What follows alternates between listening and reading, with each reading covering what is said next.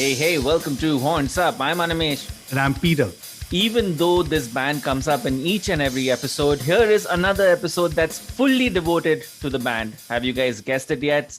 No, it's not Metallica. It is Iron Maiden. Up the fucking irons. Yeah.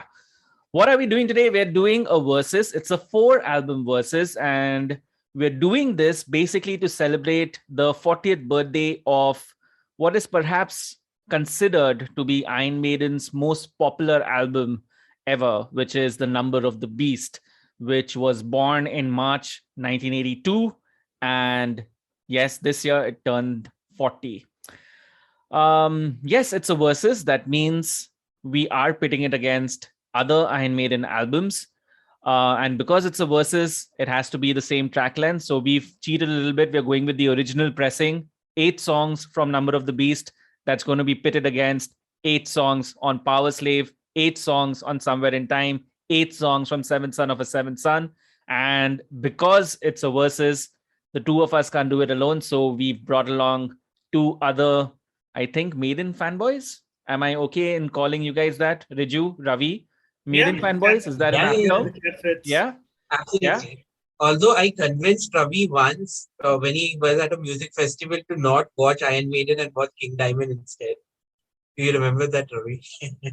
I was going to do that anyway because, that was King Diamond's first comeback. But yeah, it gutted me. I mean, Maiden were just getting all the really fancy, stage decor up. And I was like, okay, it's time I go and I queue for King Diamond.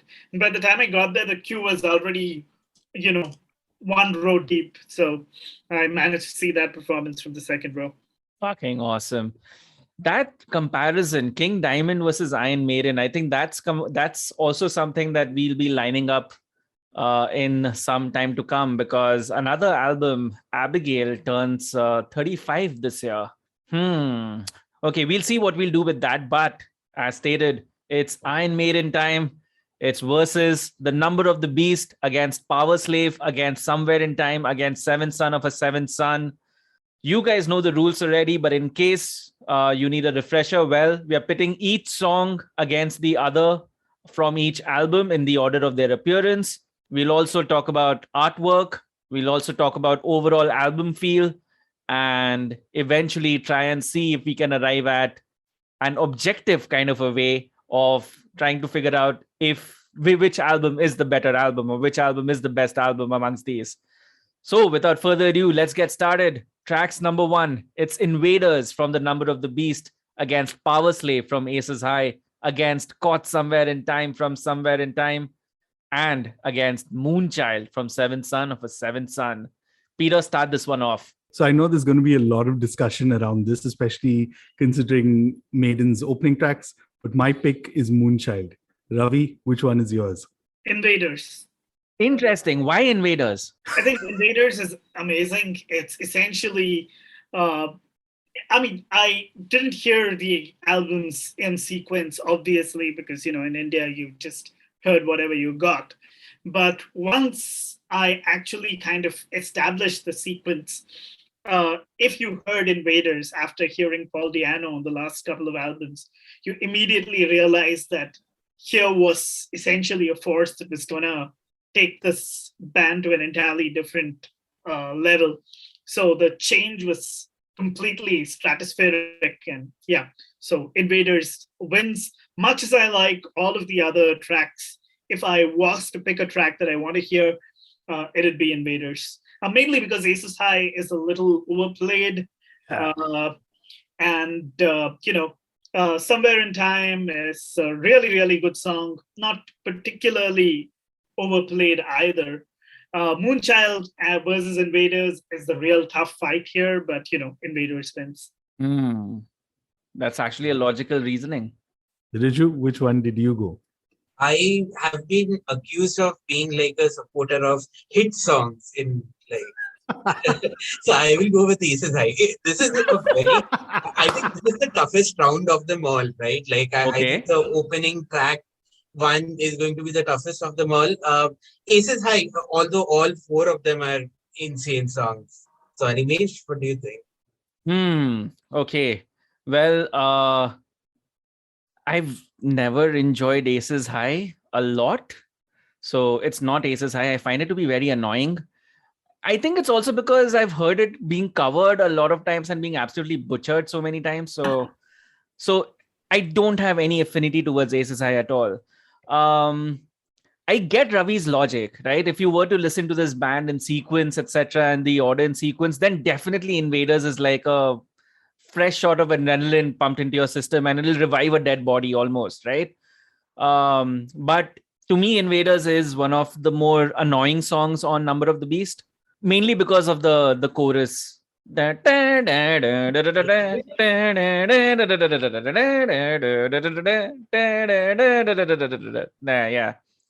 For those people who have heard our previous verses on Iron Maiden, which we'd done with Nolan, in which we'd actually pitted Powerslave against Seventh Son of a Seventh Son. In case you haven't, that's episode number 15. So go back and listen to it, because that'll essentially tell you my pick, which I'm continuing with. And it'll also tell you the amount of love that I have for Moonchild. It's the only song on, like, amongst these 4 songs that's not a Steve Harris song. It's credited to Adrian Smith and Bruce Dickinson. Having gotten to see Moonchild played live is one of my life's accomplishments when it comes to Iron Maiden. Love that song. It does everything that you would want in an opening song. It sets up an album beautifully. It does so much. And I think the second position from these 4, I would have given to Caught Somewhere in Time, because that's such a fabulous song too. It has a perfect Moonchild-like opening as well, but that's the thing, right? I'm still comparing it to Moonchild itself. So for me, I'm giving it to Moonchild. So Peter, team horns up. I can't believe we're doing this. Our cycles are syncing up, eh? This is what happens, right? And like a lot of people say that, you know what, when you spend a lot of time, I would say, like, when you do a lot of podcast episodes together, your tastes end up syncing. Alrighty, cool. So first round, unfortunately, Somewhere in Time hasn't been able to open its innings yet, but points across the board for all the other albums. Let's move on to songs number 2. This to me looks like a good contest, because you have Children of the Damned from Number of the Beast against 2 Minutes to Midnight from Powerslave, against Wasted Years from Somewhere in Time, against Infinite Dreams from Seventh Son of a Seventh Son. Riju. I would have to go with Children of the Damned. So this is pretty much the ballad kind of round, right? Like, this is where Bruce really gets to show off his singing chops. If you discount the Samson years, maybe when he didn't get to these kind of vocals, this was the first time people got to see that he's very different from Paul Diano. Like, if you consider a song like Children of the Damned. And yeah, I mean, going by Peter's logic, I mean, I have seen Wasted Years get butchered a lot more than I've seen Aces High get butchered by Indian bands. So I would have to give the nod to Children of the Damned. Infinite Dreams, for some reason, I don't like the song. I don't know what it is, but there is, yeah. I made a face. That's why Riju paused for a moment. I don't know, man. And what was the 4th song? 2 Minutes to Midnight. Oh, I quite like 2 Minutes to Midnight, but Children of the Damned, I think, is like, yeah, better. Maybe Ravi next. Oh yeah, here I go with Children of the Damned too. I think it's an absolutely amazing song. It supposedly rips off this Jimi Hendrix song called 1983, A Merman I Should Turn to Be. And if you hear it, there's sufficient evidence to support that claim. They both are structured quite, similarly. But I think it's lyrically one of Iron Maiden's most incredibly violent songs, to the point where I think in one of the reissues, they dropped that entire passage where he talks about, his flesh falling away and melting away and things like that. Wasted Years, I absolutely cannot stand. I mean, I skip it even on the actual album. If you ask me, Wasted Years is the most butt-rocky song Iron Maiden ever did. Think about it. Wasted Years is Iron Maiden's Wanted Dead or Alive by Bon Jovi, and Scorpions Always Somewhere. But since it's Iron Maiden, it's slightly more literary, etc., etc. But it's actually quite a silly song. Infinite Dreams was ruined for me by Papa Roach. The moment now I can't unhear Last Resort in Infinite Dreams. So, Oh my God. the And you've real done margin it. between 2 minutes to midnight and Children of the Damned, and Children of the Damned wins. Okay. Right. You want to go, Animesh? Alrighty. Sure. I will. Yeah, Infinite Dreams is a fantastic fucking song. Like it's one of my favorite songs from that entire album, maybe from Iron Maiden ever. And that's because of just how much of a punch it packs in all departments. It's brilliant. Yeah. Wasted Years, I like the song. I don't share the same sentiments as Ravi does about it, but yeah, I think that would be my number two. So between Children of the Damned and 2 minutes to midnight, it's fairly evident actually. I am going with Children of the Damned. It is by far, I think, the song that changed the tides for Iron Maiden. Previously, I don't think there's been a song like this on Iron Maiden or on Killers. This opened up a completely new territory for the band. I think this is by far one of the strongest songs they've ever done. 2 minutes to midnight. Again, weirdly enough, I'm not a huge fan of it. The only thing that's stuck in my head with 2 minutes to midnight now is on the videos when they showed I think on Flight 666, when they showed the crew and what they do with the song. Have you guys seen that? Do you guys remember it? So when the chorus comes on, everybody basically does 2 minutes to midnight. Oh my God. The entire hard rock Bombay kind of thing. Yeah. To me, that also represents how much of like an overplayed hit it is. So it's kind of become like a visual meme of sorts, the song itself. So sorry, I'll go back on my word and not put Wasted Years on as the number two. Number two for me is Infinite Dreams. Number three is Wasted Years. Number four is 2 minutes to midnight. Number one from this lot is Children of the Damned, definitely. So yeah, Peter, will it be a clean sweep? No, unfortunately. Holy shit. Which one are you picking? So for me, right, the two tracks, and despite everything you'll say about Wasted Years, I personally like it. And I think it has to do a lot with like watching it live. And I have to tell this story. So the second time Iron Maiden played in Dubai, they played the song live. And I had a friend of mine right next to me. And while they were playing the song, this guy just like started crying and weeping. And no one could figure out what happened, right? And it just kind of, I feel that's the kind of thing, especially with a band like Maiden in there, it just kind of gets that emotions out of you and it kind of connects with you. That's one of the things. And like personally, I go back to that song a lot, whatever you want to say about it. But for me, the reason why that second is because for me, 2 minutes to midnight, I don't remember the Flight 666 thing, but I don't know, man. For me, like Powerslave, I've said is personally for me one of the favorite albums. I'm wearing a Powerslave t-shirt right now. But 2 minutes to midnight, I just love that track. And I can listen to it anytime, like on random. So that's the pick for me. Wow. I'm in minority, I know. Wow. Who would have expected that? No, actually, yeah, that makes sense because Peter's love for Powerslave is very well documented on the show. Okay, so far, Somewhere in Time still hasn't got any votes. Let's see if that changes in tracks number 3, where we have The Prisoner from The Number of the Beast against Lost for Words of Big Aura from Powerslave, against Sea of Madness from Somewhere in Time, against Can I Play with Madness from Seventh Son of a Seventh Son. Ravi, start this one off. Absolutely no contest. Can I Play with Madness wins. It's one of Iron Maiden's best songs. It's such a dramatic vocal performance. The video was extraordinary. I wonder if you've seen it, the one where the schoolmaster falls down a cavern and is menaced by an animated eddy. It was absolutely brilliant start to end. I think that's the perfect Iron Maiden song. It was also, I think, the first Dickinson eras. Actually, I think it was the first Iron Maiden song I ever heard. So yeah, major love for Can I Play with Madness. Sea of Madness would probably be at number 2 as far as I'm concerned. I think it's A really good song, a little underappreciated, little, bit of a hidden treasure. I didn't care much for that instrumental. I just thought it kind of got in the way of much better songs. And on Number of the Beast, you have Prisoner, which is a very, very good song, but the chorus is a little silly.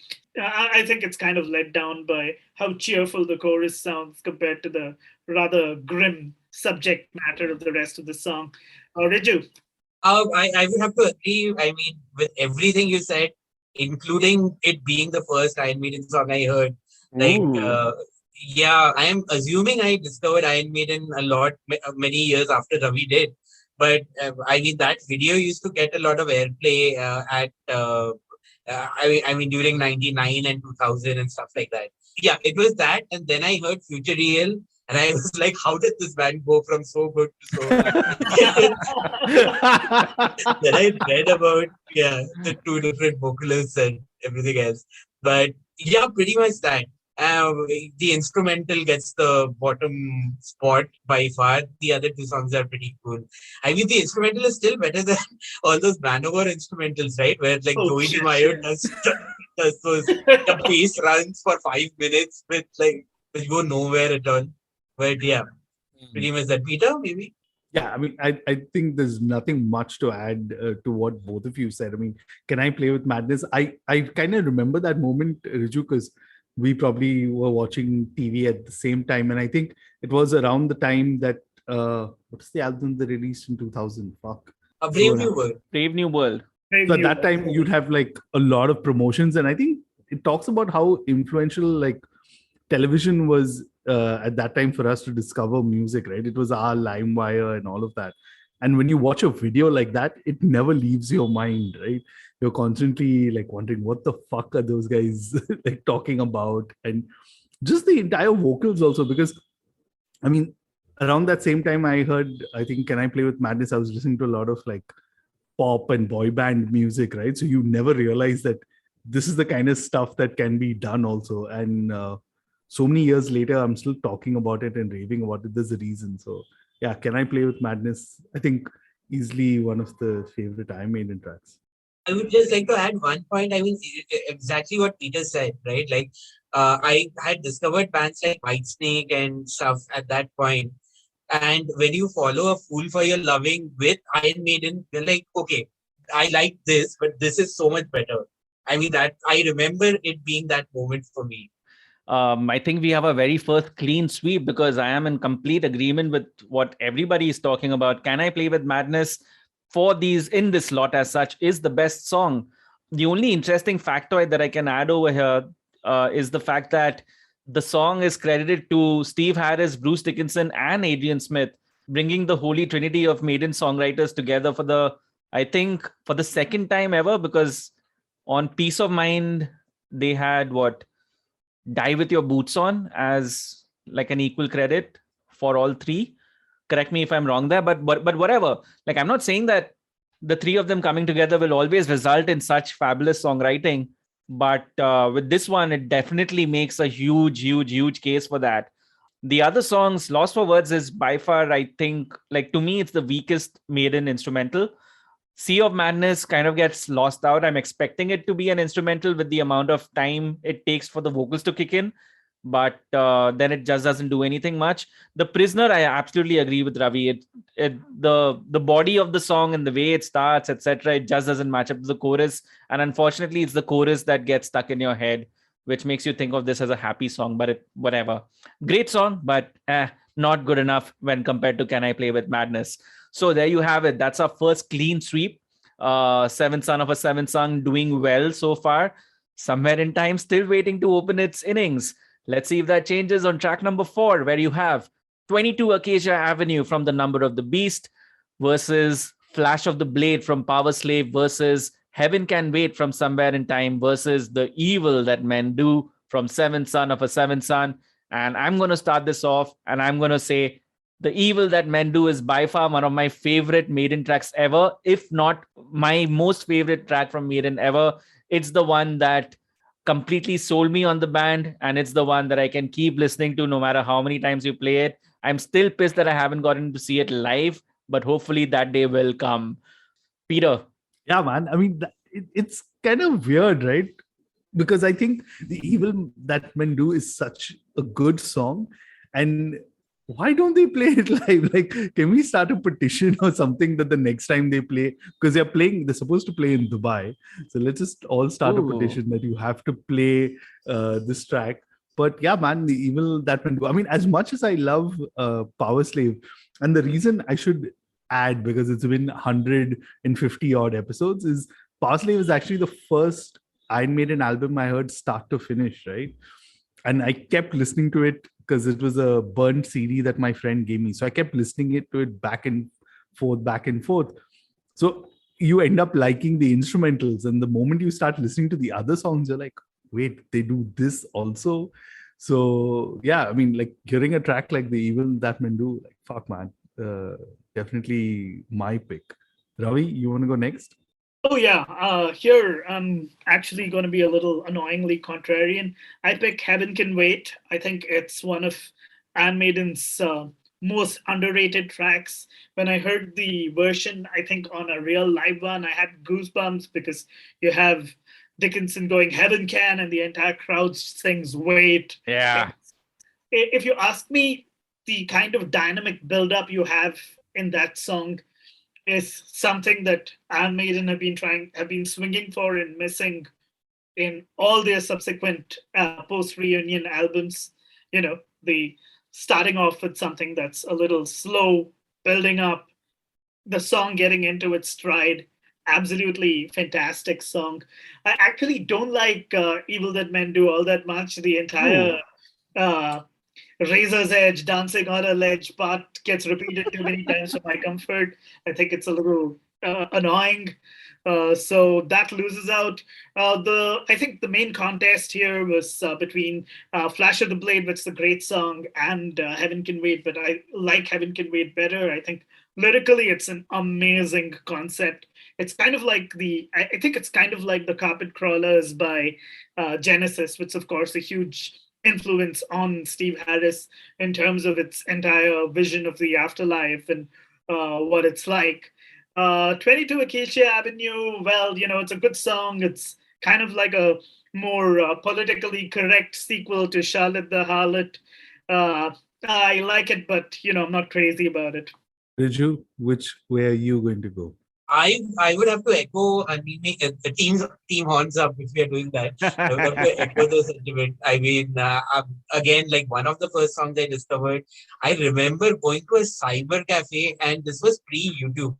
So I don't know what I was streaming there, but it took me 45 minutes to load the song and listen to that one song and go home.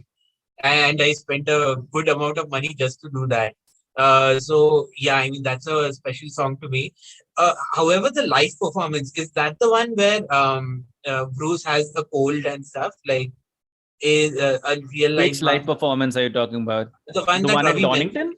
I'm not sure if he had a cold on that, but I have absolutely no background information on it.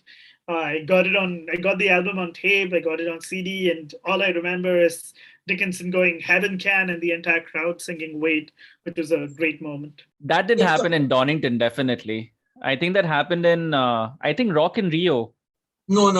This is from a real live one, so it's definitely not Rock in Rio. Let me just see if I can dig something up on a real live one.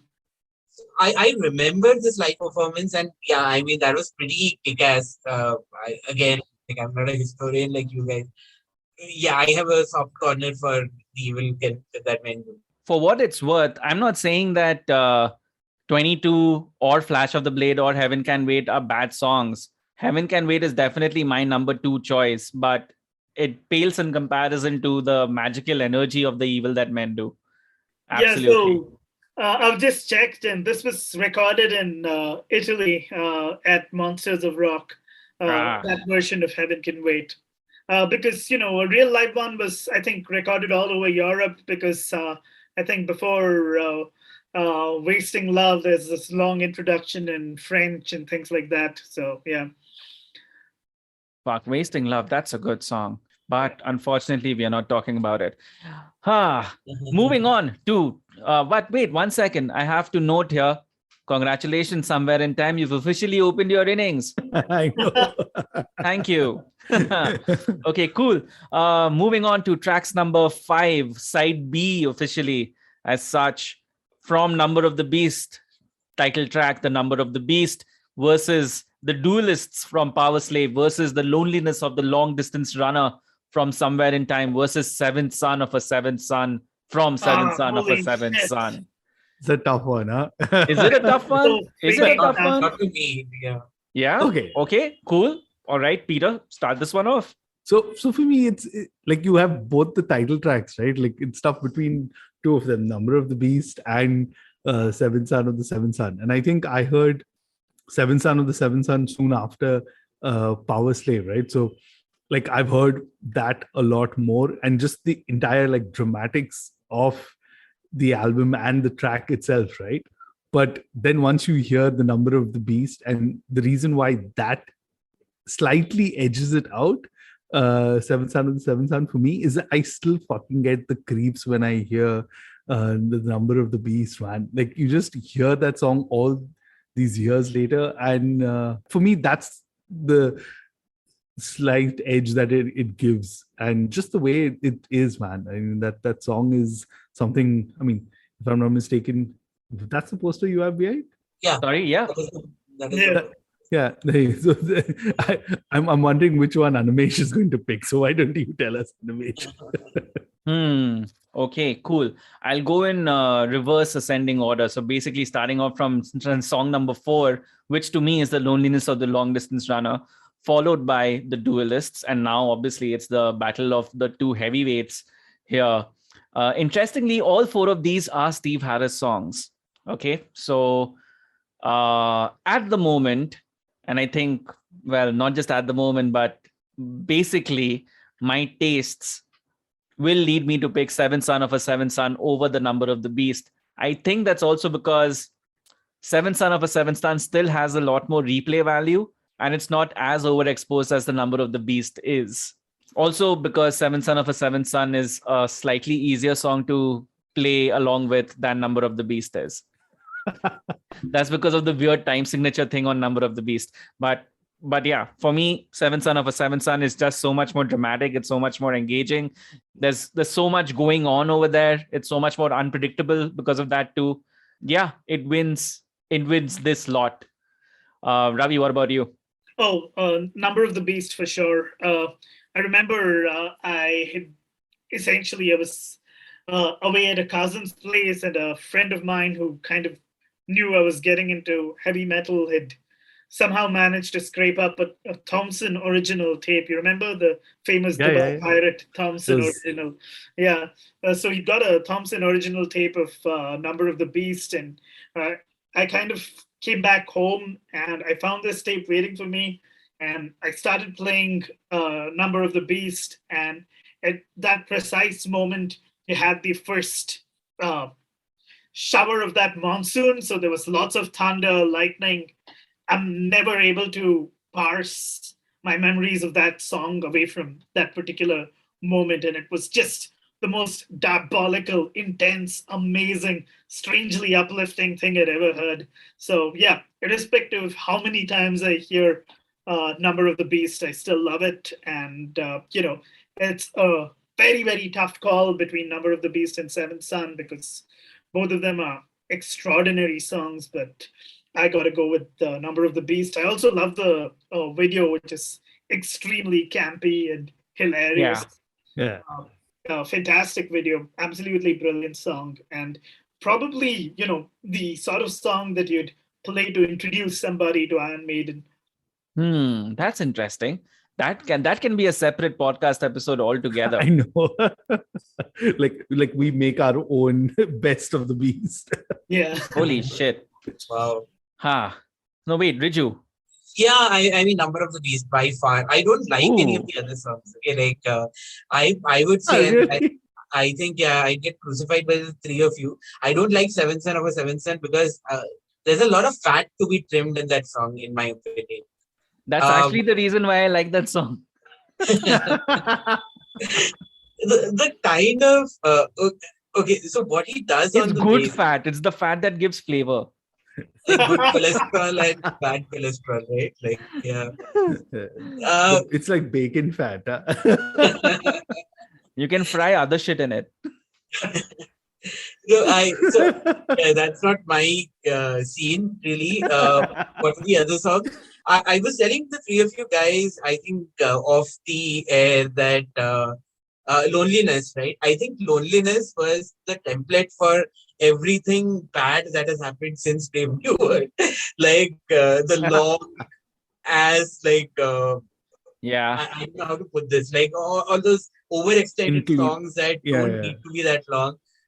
Loneliness is that to me. And what was the other song? The Duelists. The Duelist is fine, like inoffensive. Yeah, pretty much. Like, Yeah, see, I think if the Duelists had been going up against, I don't know, maybe song number 3, it would have been a really strong contender because it's a fantastic song. The chorus always gets you going.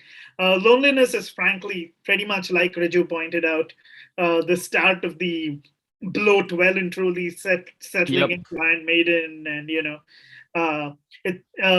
interestingly enough, one of the lines in it is "It's also futile," which is kind of how I feel about that song. So yeah. Bad joke over here, but loneliness of the long distance runner. I'm assuming, is it fair to think that Steve Harris was just running and he couldn't find a place to stop, so he had to like continue writing the same song and extending its duration so that he could match up to wherever he was going? Whatever. But do you also think that number 5 is Steve Harris's lucky number, and that he makes sure that he writes the 5th song in every album? That's interesting. I'll have to do a little bit of a deep dive and try and see if every other song of every other album, 5th song, is also a Steve Harris song or not. That's some little bit more homework, but we'll arrive at that answer maybe in the next episode, or if I remember to do it earlier or whatever. Cool. So the Number of the Beast as a song is what we are going with in this round. Let's move on to track number 6, which could be a weird one. Like I'm actually expecting this to be a weird one, because you have Run to the Hills from the Number of the Beast against Back in the Village from Powerslave, against Stranger in a Strange Land from Somewhere in Time, against The Prophecy from Seventh Son of a Seventh Son. And I'm going to start this one off. I'm voting Back in the Village. Oh. Yeah. Ravi just mouthed the what? No, I mean, I was probably going to vote for Back in the Village too, but please continue. Probably going to vote matlab what? You're hearing each one of us out and then deciding? No, it's a tough choice because Back in the Village is up against Run to the Hills, which is a bona fide great song, although, a little overexposed. Stranger in the Strange Land is completely kicked to the curb. It's a pretty boring song. I don't like it at all. I think the only good thing about it is it's better than the song that comes after it, which is Deja Vu, which I think is a weak song in the classic Maiden discography. But yeah, we'll come to that later. I really like Run to the Hills, and I really like The Prophecy. I think it has, some of the best lyrics, and the transitions and the tempo changes have a kind of seamlessness to them, which isn't always present. I really like that song, but you know what? I'm going to go with Back in the Village. It's just extremely visceral, and it's a smack to the face kind of song. Absolutely incredible. Yeah, visceral and slap to the face, definitely. Back in the Village, oh my God, what a powerful punch. It ekes out over Run to the Hills because Run to the Hills is by far the most overexposed Maiden song ever, I think. I think Run to the Hills is Maiden's Enter Sandman. Yeah, pretty much. Right? Yeah, pretty much. It's either Run to the Hills or The Trooper, but I think it is Run to the Hills. So yeah, and plus it's just been parodied about so much, etc., etc. It just holds a lot of weight. I can live without not listening to it again. But Back in the Village, oh my God, it's so refreshing. It's the most unmaiden Maiden song I think ever. I keep trying to imagine what would Maiden be like if it only tried to go in this range, if in this kind of songwriting style, in this kind of riffage, etc. Yeah, Back in the Village for me. Riju, what about you?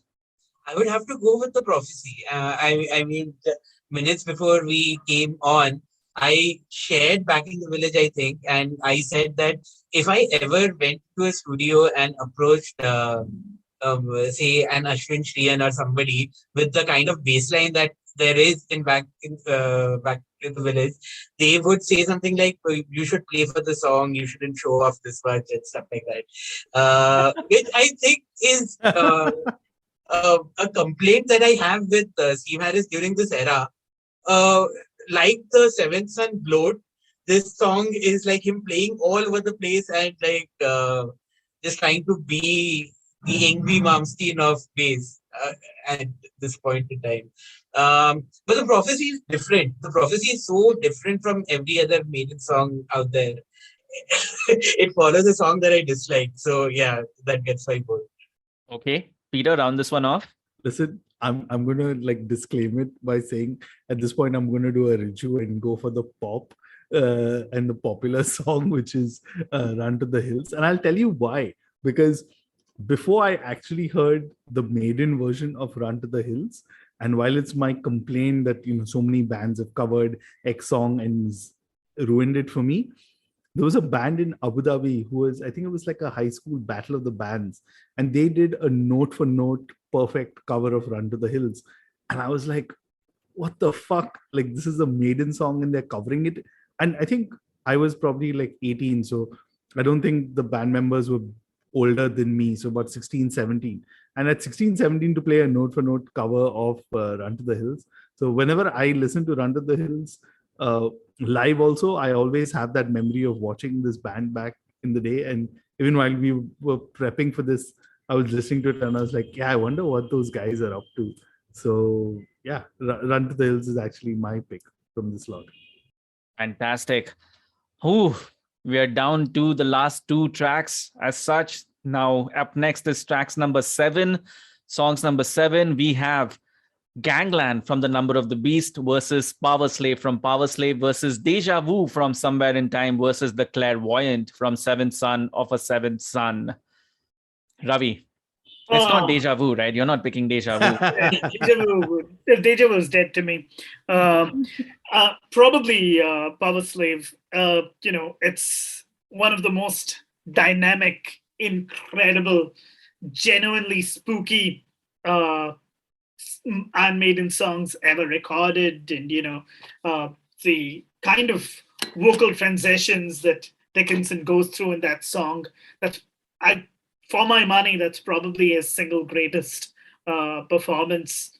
The entire vocal switch between the "Bring Me the Blood" part and the kind of plaintive horror of the chorus, absolutely incredible. Again, I mean, I really like Gangland a lot. I really also like, what's the other song? Prophecy. The Clairvoyant? Clairvoyant. Yeah. That song is just amazing. I mean, the entire chorus is just so, glorious. But yeah, I think Powerslave wins because it's probably, one of the single greatest songs Iron Maiden have ever recorded. And oh my God, I mean, I can't stop gushing about that song.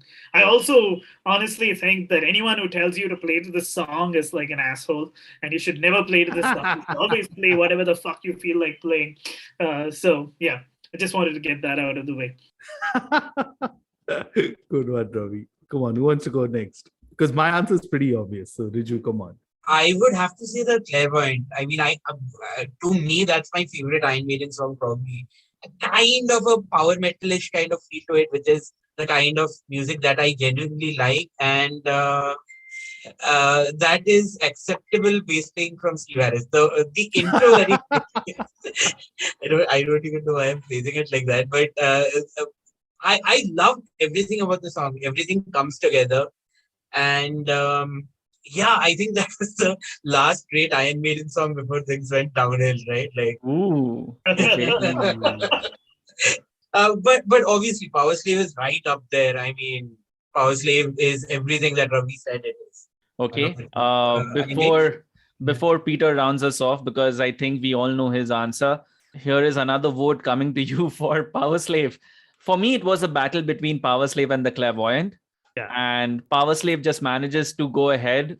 So both of these songs are basically Storyteller Maiden done absolutely brilliantly. But because of the dynamics on Powerslave, that's not there on the Clairvoyant. I mean, if you were to present these songs to a Maiden fanboy, or even somebody who's just not a fan, but maybe has heard a couple of Maiden albums, the Clairvoyant is still the more average sounding Maiden song, whereas Powerslave has that X ingredient which makes it stand out, like makes it truly outstanding.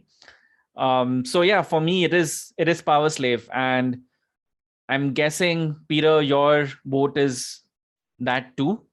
Yeah. So my 2 and 1 was Clairvoyant and Powerslave. Powerslave, I mean, like there's a reason why I fucking love that album, right? And I still listen to it often. And when they did that Somewhere Back in Time tour, right, which hit Dubai and Bombay, like watching them play Powerslave live, the entire fucking production that they had done with it, right? It was just like, for me, it was like, fuck, even if I never see Maiden again live, this is it. But now it's been like over 10 years, right? So I want to see Maiden live again and hopefully play some of the stuff that we want them, and at least some from the albums that we're talking about. Nothing post 2000. Nothing post 2000. I'm just saying, come on. Well, if I had... Sorry, go on, Peter. No, I said, because come on, let's be honest, they're going to play at least one song of Senjutsu, right? Yeah. But that's a different podcast we've done. But yeah, man, I mean, like watching Powerslave live was just amazing. And just at that point, realizing that, how Bruce pulls this live, right? Because when I watched it, I think if I'm wrong, I was 20. Yeah, it was 20 odd years after he first like wrote it, right? And just that he could fucking manage to do it, and while doing that, running all across the stage and stuff, like memories that I'll never forget. So yeah, Powerslave for me. Ravi, you wanted to say something?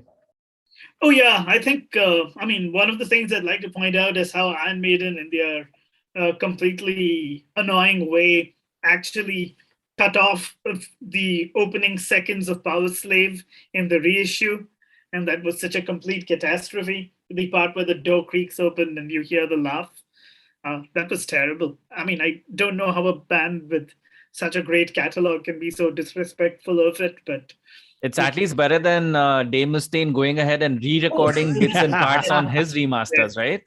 Well, Ozzy did the same thing, didn't he? Ozzy did it with even more malicious intent, I think. Made it all the more terrible. We should essentially have a pod on how terrible Ozzy is. Take away the fandom. Firing on Sharon Osbourne's shoulder, but I'm sure he's just the worst as far as the heavy metal scene is concerned. I think John Schaefer did that too, right? Like he re-recorded all of the old albums because the record companies owned that music, so he re-recorded everything so that he owns everything, and then he re-uploaded those tracks or something. But now none of that matters. Yeah, because no one's listening to it. Okay, come on. Oh, now I'm waiting to see what everyone's picks for the last track is. Oh, exactly. Yeah. These are songs that people are listening to still. Definitely. Because it is Hallowed Be Thy Name from The Number of the Beast against Rhyme of the Ancient Mariner from Powerslave against Alexander the Great from Somewhere in Time against Only the Good Die Young from Seventh Son of a Seventh Son. Peter, start this one off. I have to put this out there, right? Is that it's very tough for me to listen to Only the Good Die Young, and it's just because of the lyrics and the song. And yeah, man, it's really hard. And I think as I've been growing older each year, it resonates so much more. And yeah, but then you have Hallowed Be Thy Name, which again, like we talked about, Run to the Hills and the other Iron Maiden tracks, is just like one of the most overplayed songs, right? Like everyone has kind of at least tried playing it once, or when they're jamming together and all. I still like it. I still like going back to it, but I think nothing comes close to Rhyme of the Ancient Mariner. I mean, the first time I heard it, I was just like, I still remember checking whether the guy had burnt the CD correctly for me. Like there was something wrong. And then I was like, okay, this is the way it's supposed to be, waiting for it. And then once it kind of hits you, I think nothing can prepare you. Like if you're into metal before listening to that track for the first time, or you haven't been into metal, I think you're still going to be in awe of it, and just the way that they're doing it. I mean, this is the kind of thing, right? Like you talked about the storytelling part of Maiden, right? And that's what I really enjoy, right? And the reason why I earlier made the comment about like post 2000s Maiden is now just become like, let's take that storytelling and expand it as much as possible, right? But personally, I just love Rime of the Ancient Mariner. I mean, what a fucking way to end the album, right? You want to like go back, like, and that's why I kept listening to that burn CD of Powerslave repeatedly, right? Because I just was like, wow, who are these, like this band, what are the various things that they're doing on it? So yeah, that's I think the last I'm going to talk about, at least the songs on Powerslave. But yeah, my vote is Rime of the Ancient Mariner. Who wants to go next? Ravi, go for it. Oh yeah, I'll go next. Actually, I mean, this one's a real toughie. Only the Good Die Young, I think, is the weakest of the songs, so it drops off fairly early on. And then you essentially have the clash between the Iron Maiden epics. I have an inkling as to what Riju is going to pick up due to the name of the Yeah. band that he was in, and due to the fact that he actually had a tour called the Bird of Ill Omen tour, which turned out to be a bit of a self-fulfilling prophecy. But I'm actually going to go with Alexander the Great purely because I think it gets too little love. It's an absolute belter of a track. And I think Hallowed Be Thy Name, it's fantastic. Unfortunately, it's been, overplayed to almost saturation levels. And between the two of them, I prefer Alexander the Great. I think it's a more dynamic track, and it has a sort of joyous vibe to it. And, it's absolutely fantastic. So, yeah, Alexander the Great wins. Rime of the Ancient Mariner is absolutely brilliant. I feel the quiet section goes on a little too long. It's great the first few times you're listening to it, but the 12th or the 13th or maybe the 100th time, you're like, oh, okay, when are they going to get done with this? So, yeah, Alexander the Great for me. Riju. Yeah, I mean, pretty much what Ravi said. Here's what I would say that except for only the Good Die Young, I like the other three songs pretty much equally. But because of the emotional connection to Albatross and Time of the Ancient Mariner, that has to get the nod. But I echo everything that Ravi said, that I mean, again, some of the fat could have been trimmed in the middle of the song, and some of the creaking and the sound effects and everything. Like, we know that you're on a ship. Like, you don't have to put in every single effect to like shove the point home and stuff like that, right? So yeah, that is pretty much it. But Alexander the Great is an amazing song. Hallowed Be Thy Name was the first time I realized, because I was very wasted in the first time. I was with the guys from Metakicks when I saw Maiden for the first time, and yeah, I mean, as you can imagine, I was completely out of my mind at that point. So by the time all the booze wore off, Hallowed Be Thy Name was playing, and Zom was saying, "अरे ये Maiden है या परिक्रमा है, समझ में नहीं आ रहा है." But that's where we were at that point. Yeah. Oh God! Riju describing his wasted years. Yeah. Oh wow.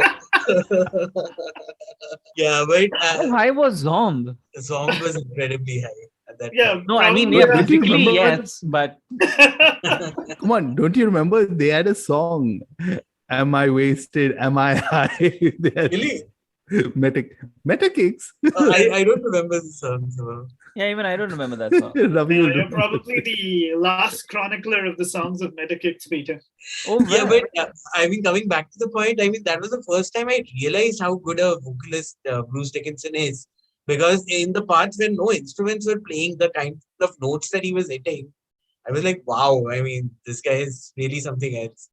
And because before that, I mean, you hear Nitin Malik was incredible, but he's incredible in like his own style of music. But then this guy comes and he's hitting insane pitches and carrying a tune at that pitch, which is amazing. So yeah, I mean, that one gets my vote. No, Ancient Mariner gets my vote, but I love everything. Animesh to round off Okay, yeah. So I'm largely with Riju and Ravi on this one. When it comes to the fact that Only the Good Die Young is just on a different level than the other three songs, because the other three songs are on a much higher level than Only the Good Die Young is. Alexander the Great is actually a really good song.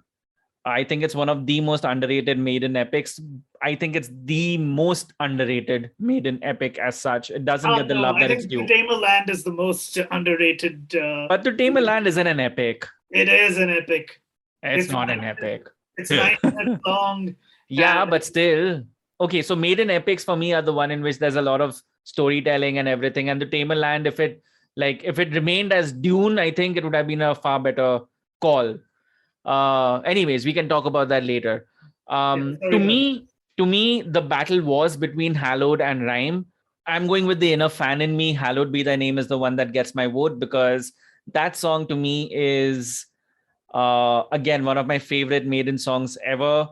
I always get joy of it. I always like, it's just so fantastic. And it's the perfect, like, by the time Maiden plays it live in concerts, or by the time you're listening to a Maiden compilation, if you don't hear Hallowed Be Thy Name, you'll be like, dude, this is like the cherry on the cake, the Sone Pe Suhaga of Maiden songs.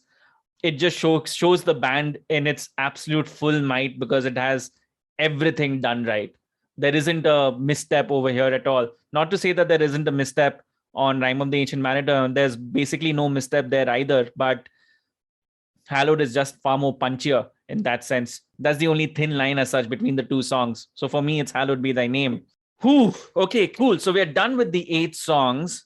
I'm not going to reveal the scores here or reveal what our thoughts are at the moment. Let's first talk about artwork, because that's such a critical component to what an Iron Maiden album is, right?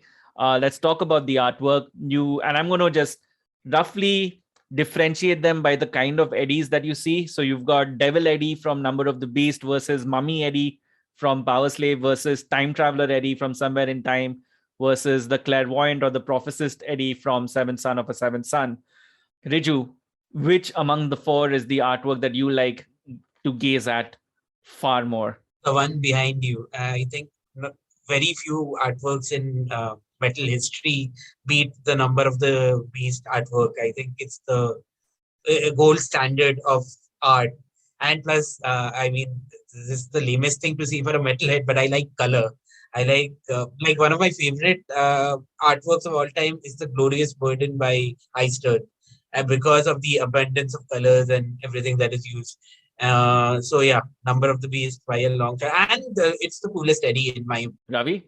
I'm going for Somewhere in Time. I mean, I love really busy artwork where you can just keep staring at it for hours on end and find some detail that you'd missed the last time around. And I think Somewhere in Time fits that brief so well. It's just so rich in detail.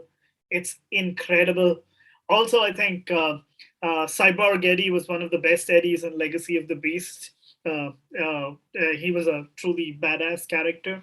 But that, besides just the sheer amount of fan homage that went into the Somewhere in Time artwork, you have Icarus falling, you have references to Ray Bradbury. I mean, it's so sumptuous. I love that style of artwork, and so that's my favorite among all of the Iron Maiden album covers.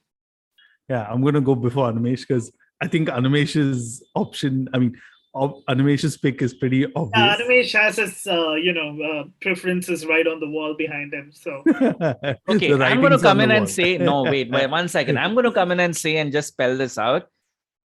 I have a Number of the Beast poster on my wall, and it's the one that everybody's been talking about so far, but it's not the one that I'm actually going to be choosing. Number of the Beast, the artwork is by far the Iron Maiden's most popular image, most popular artwork, and that's the reason why it's on the wall. However, I've never been able to find a Somewhere in Time poster in Bombay so far, and that's the one that I really want to get up, because I agree with Ravi. There's just so much going on and so much to see, and also just Cyborg Eddie or Time Traveler Eddie is just so cool. That's why it is my choice. Unfortunately, Number of the Beast, even though it is by far one of the best images to introduce what heavy metal music means to anybody living on this planet, or maybe even living beyond this planet. I'll also comment about the others while I'm at it.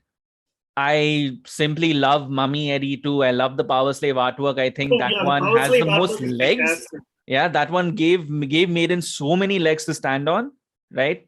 If it wasn't for that, there would be no live after that. If there wasn't for that, there probably might not even be a seventh son of a seventh son. Not sure.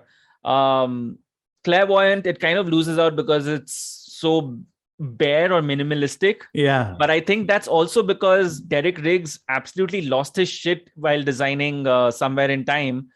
And he's gone on record to say that it's by far the one that gave him the most amount of headaches. And so in the next one, he just decided to simplify it all up. But yeah, between these four, Somewhere in Time, the best artwork for me. Peter, what do you think? So I'm going to put it in order, the reverse order. For me, Seventh Son of a Seventh Son, like the first time I saw that, I was like, what happened, right? And now it actually makes sense when you say it. So I'm not a big fan of that one. Number of the Beast is spooky and scary, but like that's something that you kind of see. Powerslave, even though like I have the t-shirt and stuff like that, I really like it because of my association with the album. But just purely artwork itself, fuck, Somewhere in Time is just like you get lost. It's like Ravi said, right? There's so much going on, and there's so much that you can actually think about. I wonder why they never continued. Like, did they do a lot more with it? I'm completely lost when it comes to that. The Cyborg Eddie. Well, they had the Cyborg Eddie on the stage during the tour. Yeah. In terms of, I think while it was a lot of fun for the fans and things like that, I think Animesh's story about Derek Riggs being kind of driven up the wall by it does seem quite understandable. And yeah, I always think that the Dance of Death artwork is Iron Maiden's personal slap in the face to Derek Riggs, because here was Iron Maiden saying, "Oh, hey, you remember how you spent so much time on Somewhere in Time? You could have just farted out some dog shit and we had to put it up as our album cover. So you suck, Derek Riggs." So among the many reasons I dislike that album, that's like I think at the top of the list. Yeah. Okay, cool. So we've got our artwork pick. It is Time Traveler or Cyborg Eddie. Sorry, Riju. So the last and final point, the final point of discussion between these four albums, overall album feel as such. What do you guys think about which one you would pick between the Number of the Beast, Powerslave, Somewhere in Time, and Seventh Son of a Seventh Son? That's a bit of a toughie. I'd probably go with the Number of the Beast. Paradoxically enough, I think it flows the best for me as far as a single Iron Maiden album is concerned. I think it's probably the shortest of the lot. Maybe Seventh Son is a little shorter. But then on Seventh Son, there are a couple of songs that have a few elements that that annoy me more than the unnecessarily cheerful chorus of The Prisoner. It's certainly the album that I think, gone back to the most frequently. Number of the Beast. Actually, the album that I've gone back to the most frequently is Peace of Mind, but we're not discussing that here. But yeah, overall, as a great set of songs, start to finish, Number of the Beast for sure. Riju. It's either, and I know you can't say either, but it's either Number of the Beast or Powerslave. I mean, how do you decide between the two of them? Because I don't like Somewhere in Time. I mean, I think it's pretty obvious by now. Uh, all of the I bad think habits that Maiden developed in later years all stemmed from Somewhere in Time, in my opinion. And when it comes to Seventh Son, there are great moments and there are some not so great moments. But uh, when it comes to Number of the Beast and Powerslave, they are almost perfect albums. Okay, the weaker points of both albums are not really weak, in my opinion. Yeah. That's the best I can phrase it. Um, but yeah, if I had to give the nod to one of the two albums again for sentimental value, I guess Powerslave because it gave my band its name. So Animesh, maybe. Interesting. I'm going to scatter the field on this one. It's not Somewhere in Time. Sorry for any Somewhere in Time fans out there. I'm giving the nod to Seventh Son of a Seventh Son because that's the album that I have revisited the most. That's the album that, to me, at the moment, is the album. Like, if I want to introduce Iron Maiden to anybody, I'll choose Seventh Son of a Seventh Son to do that. It's a weird pick. Not many would do, but then again, I think it's the one that has a lot of diversity. It manages to show different sides of the band really well, and it has the evil that men do. So, yeah, for me, Seventh Son of a Seventh Son is the one that I'm choosing. Peter? So for me, actually, like when we did it last time, I actually went back to listen to the episode we did with Nolan when it was Parsley versus Seventh Son versus Seventh Son. Yeah, and at that time, I think when you compare album to album, overall, I realized Seventh Son came up. And that's the thing with Maiden, right? When you compare like track to track and the way we're doing it. And now I was very curious to see how when we open it up to two more albums, what it would be like. And overall, for me, it became between Number of the Beast and Powerslave. As much and as objective and as much as I love Powerslave, I want to be objective, but objectively, the album definitely will be for me Number of the Beast because like I do skip a couple of the tracks on Powerslave, right? And I'll still like buy the merch. If they release a cap or something, I may even buy a Powerslave cap just for that. But probably maybe because it's easier to wear the merch of Powerslave versus Number of the Beast, right? But yeah, overall for me, Number of the Beast is the album. Wow. Okay. Wow. Alrighty. So while everyone's talking, I'm tallying the figures, and this is a really, really, really close contest. So if you were to go by, the majority of the votes and try and find an understanding of which is the best album in that range, it's a bit weird because from Seventh Son of a Seventh Son, we've chosen 3 songs. From Powerslave, we've chosen 3 songs. From the Number of the Beast, we've just chosen 2 songs. And from Somewhere in Time, we have no songs.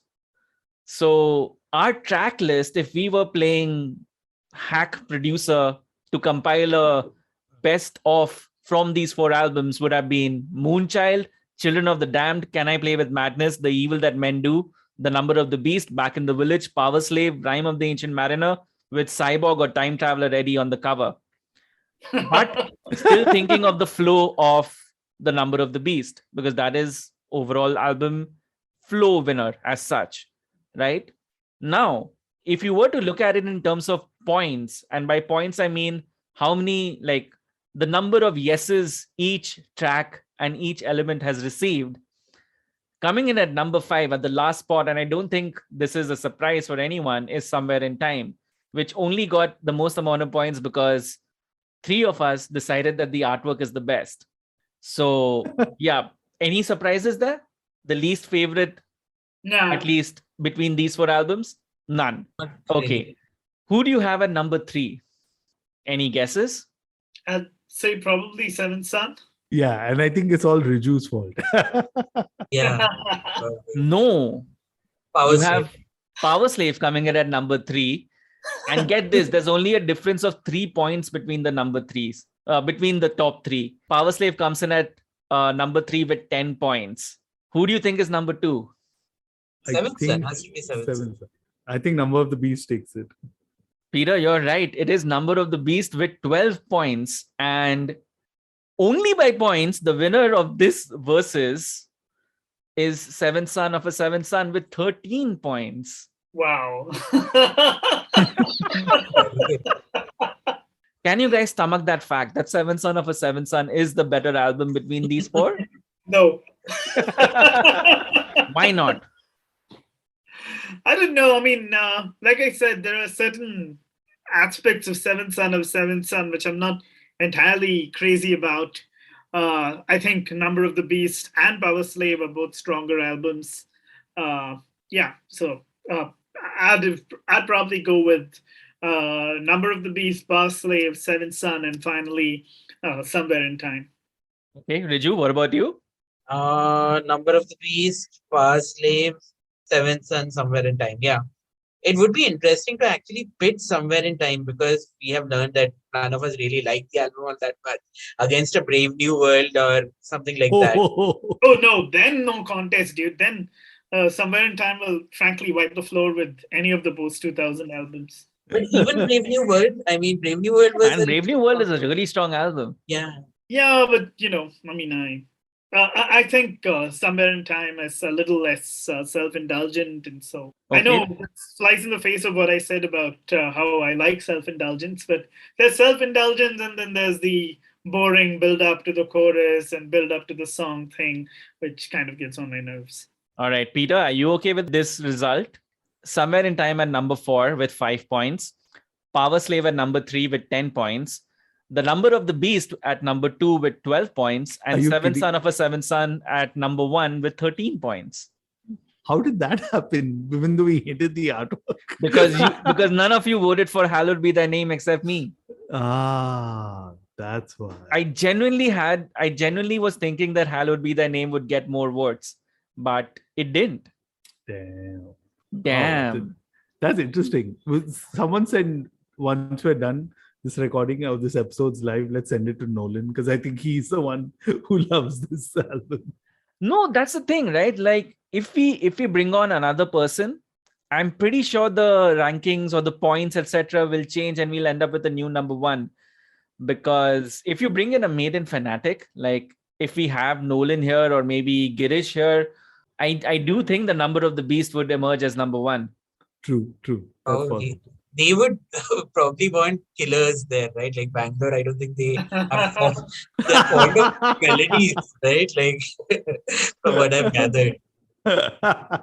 Yeah, but that's interesting too. I think Iron Maiden has 8 songs, Killers has 9 songs, or Killers has 8 songs? Songs, I think, right? Something like that. Well, that gives us a reason to do this versus once again with more Iron Maiden albums. I don't know if you guys would be up for that. Listeners, do you agree with what just happened, with what you heard? Is Seventh Son of a Seventh Son the better album amongst these 4? Tell us. We are all ears as always. You can reach out to us at hornsupod.com or on Twitter at hornsuppod. As always, I'm at Asmoani on Twitter. I'm at Trend Crusher. I am RDORE on Twitter. And Ravi is always at home. Indeed. This was Horns Up. Horns up, guys. Horns up. Horns up.